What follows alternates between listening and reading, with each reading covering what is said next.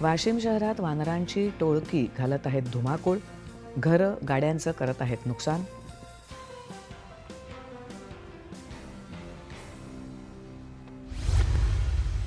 वाशिम जिल्ह्यात केंद्र सरकारच्या मेरी पॉलिसी मेरे हात उपक्रमाअंतर्गत नुक्कड नाटकाद्वारे केली जात आहे जनजागृती.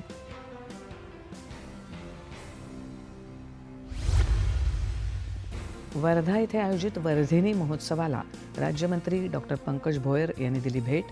खाद्यपदार्थांचा आस्वाद घेत महिला बचत गटाने तयार केलेल्या व्यंजनांचं केलं कौतुक.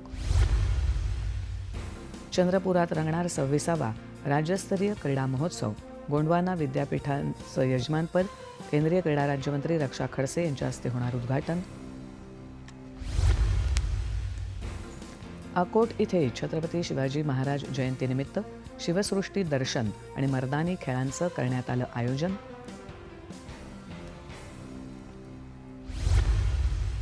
रायगडच्या म्हसळा तालुक्यातल्या चिराठी गाव स्वदेश फाउंडेशनच्या मार्गदर्शनाखाली स्वप्नातील गाव म्हणून घोषित.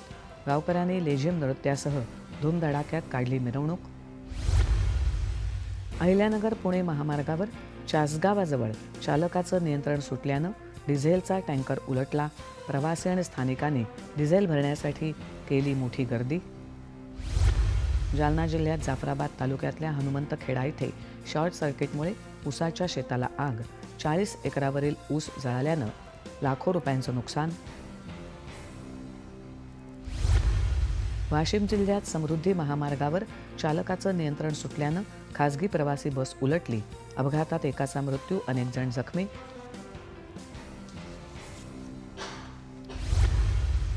आणि गडचिरोलीच्या गोंडवानामध्ये होणाऱ्या आंतरविद्यापीठ क्रीडा महोत्सव स्पर्धेसाठी नाशिकच्या आरोग्य विद्यापीठाचा संघ रवाना. कुलगुरू लेफ्टनंट जनरल माधुरी कानिटकर यांनी संघाला दिल्या शुभेच्छा.